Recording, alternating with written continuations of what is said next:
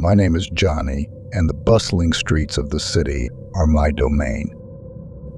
As a food delivery driver, I navigate the maze of urban landscapes, a symphony of honking cars and chattering pedestrians providing the soundtrack to my days.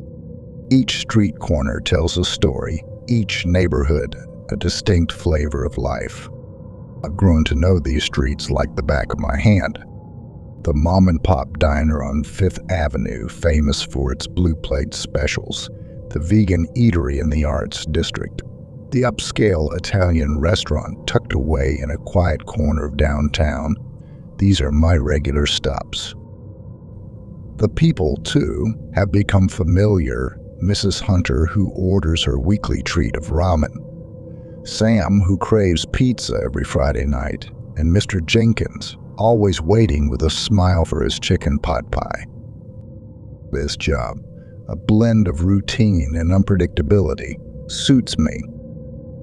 I love the freedom, the constant movement, and the satisfaction of delivering not just meals but moments of joy. Little did I know, my understanding of this familiar world was about to be challenged in the most unsettling way. It began subtly, with remarks from customers that gradually seeped into my consciousness. "Thanks for the quick redelivery," Mrs. Hunter said one afternoon, her words leaving me puzzled. I hadn't been to her place earlier that day, or when young Sam remarked, "Extra cheese again. You're the best," despite my having no memory of fulfilling such a request. These comments initially seemed like simple misunderstandings, but deep down, a faint echo of déjà vu stirred within me.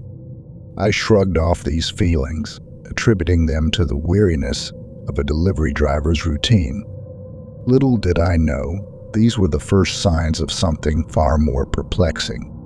The first encounter with my doppelganger was nothing short of surreal. I had just completed a delivery to a quaint house on the edge of town, the kind with a picket fence and an overgrown rose bush. As I drove away, I decided to take one last look at the charming house through my rearview mirror. That's when I saw him, someone who looked exactly like me, walking up to the same house, carrying a delivery bag identical to mine. The resemblance was uncanny, down to the way he walked and the jacket he wore, which was similar to mine. But there was something distinctly off about him. His movements were too sharp, his smile too wide, almost menacing. A shiver ran down my spine as I watched him knock on the door, greeted warmly by the homeowner. I couldn't shake off the eerie feeling that something was profoundly wrong. This wasn't just a case of mistaken identity. It was as if I was staring at a shadowy version of myself, one that filled me with an inexplicable sense of dread. As days passed, the presence of my doppelganger became increasingly frequent and unsettling. I began to spot him more often, sometimes just minutes after I'd completed a delivery. He would be there delivering to the same houses, his eerie grin a stark contrast to my own growing concern. Customers started sharing unnerving experiences. Mrs. Jenkins whispered about a strange chill in the air after his visit.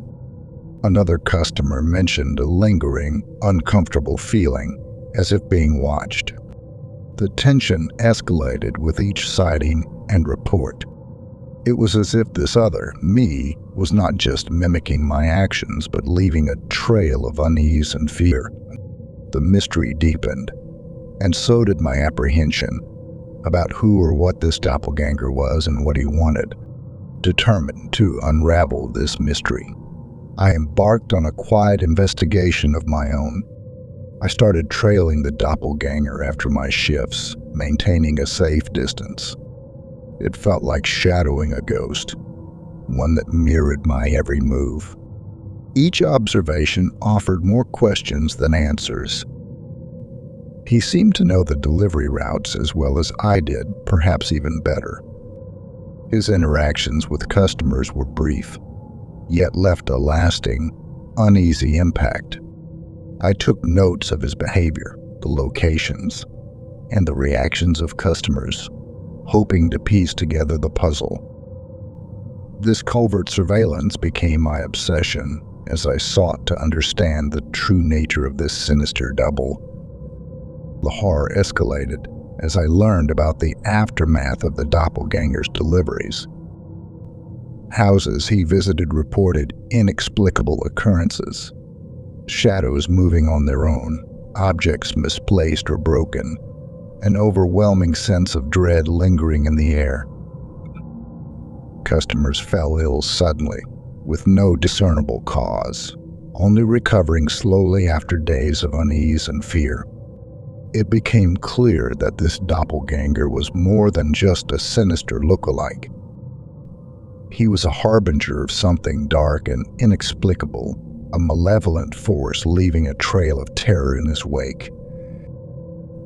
Faced with this reality, my mission to understand him turned into an urgent need to stop him. Fueled by a mix of fear and determination, I decided it was time to confront my doppelganger. I waited one evening, anticipating his route, and finally he appeared. My heart raced as I approached him, bracing for the unknown. The confrontation was tense, charged with an eerie air. I demanded answers, but his response was a series of cryptic remarks, hinting at a purpose beyond my understanding. The truths he revealed were shocking. He spoke of balances and corrections, of a cosmic role he played in the lives he touched. It was a revelation that blurred the lines between reality and the supernatural, leaving me reeling with more questions than before. After the eerie encounters with my doppelganger, I sought help from my therapist, Dr. Ellis. In our session, I recounted the events, expecting skepticism, but instead finding a thoughtful nod. Dr. Ellis explained a rare psychological phenomenon where intense stress and deep-seated fears can manifest as vivid, almost tangible experiences. He suggested that the doppelganger was a projection of my own subconscious, a physical embodiment of my internal struggles and fears. The monotony and isolation of my job, combined with an underlying anxiety about my identity and purpose, had culminated in this extraordinary experience. This explanation, rooted in psychology, shed light on the bizarre series of events. It made me realize that the confrontation I needed wasn't with the doppelganger, but with the unresolved issues within myself. This realization marked the beginning of a profound journey of self-discovery and healing. And confronted with this revelation, I grappled with its implications. It was a struggle between accepting a psychological explanation and the unnerving reality of what I had experienced.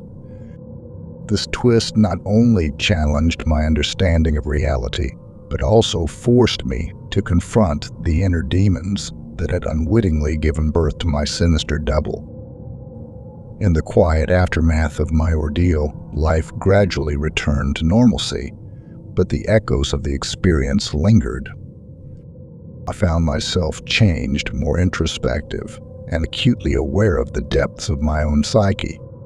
The journey through my subconscious fears had been harrowing yet enlightening. Despite Dr. Ellis's explanation, a part of me still pondered the true nature of the doppelganger. Was it purely a psychological phenomenon, or did it hint at something more profound about the human mind? This experience left a lasting imprint on my understanding of reality and self, a reminder of the complex interplay between our inner fears and the world we perceive. I still see Dr. Ellis. Together, we delve deeper into understanding myself beyond the shadows of my past fears. I have since left the delivery job, the streets where I once saw my double, now a chapter I choose to close. The thought of encountering that eerie mirror image again keeps me away, guiding me toward a new path, one less traveled but promising a journey of self-renewal.